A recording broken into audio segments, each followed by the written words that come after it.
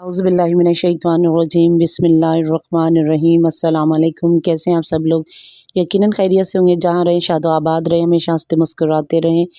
आज शाबान की आखिरी दिन और कल इंशाअल्लाह रमज़ान है। आप सबको रमज़ान की बहुत बहुत मुबारक हो। खुदा परवरदिगार आलम इस रहमत भरे महीने के सदक़े में सबके घरों पे अपनी रहमत के दरवाज़े खोले, आमीन या रब्बुल आलमीन। आज चाँद देख के जो हमने कुछ अमाल करने हैं, सबसे पहले तो हमने चाँद देख कर गुस्ल करना है। और गुस्ल करने के बाद जब आप गुस्ल करें तो उसमें आप अपने गुनाहों की माफ़ी मांगें। अपने लिए कि गुस्ल तौबा करती हूँ, गुनाहों की माफ़ी मांगती हूँ, ताकि जब हम रमज़ान में दाखिल हों तो पाक व पाकीज़ा तरीके से हम रमज़ान में दाखिल हो सकें। दूसरे अर्के गुलाब लेना है, उसको अपने चेहरे पे डालना है, कुछ अपने सर पे डालना है। इससे एक तो सारे साल आपको कोई स्किन का मर्ज़ नहीं होगा, फिर सर का कोई बीमारी नहीं आएगी आपको।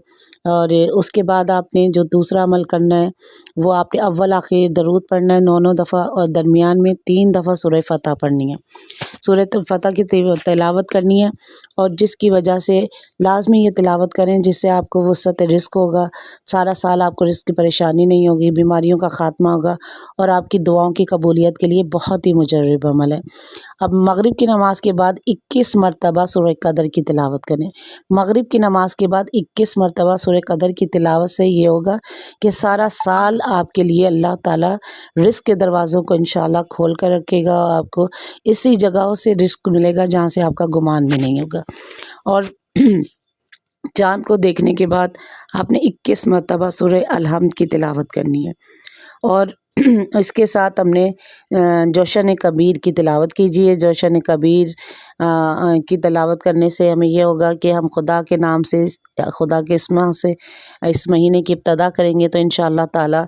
और फिर चाँद देखने के बाद सदका ज़रूर निकालेंगे। परवरदिगार ये पूरा महीना बेहतरीन अल्लाह की रहमत के साए में हम रहें, और परवरदिगार आलम सब तरफ खैर खैरियत रखे, और हम इस महीने को उस तरह से पा सकें जैसा पाने का हक़ है।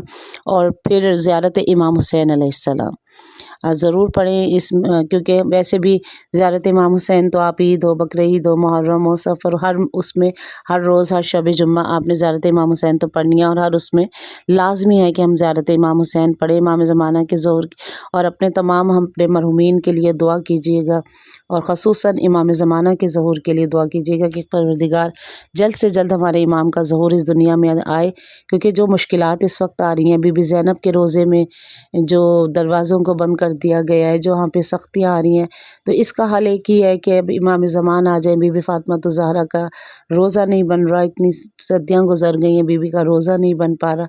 तो ये सारी मुश्किलातों का हल यही है कि हम ज़रूर चाँद देख के दुआ करें कि इस चाँद का सदका परवरदिगार आलम बीबी नरगिस खातून के चाँद का भी ज़हूर हो जाए इस दुनिया में, और जल्द से जल्द तशरीफ़ ले। इसके साथ ही मेरी आज की ये वीडियो को इख्तिताम करती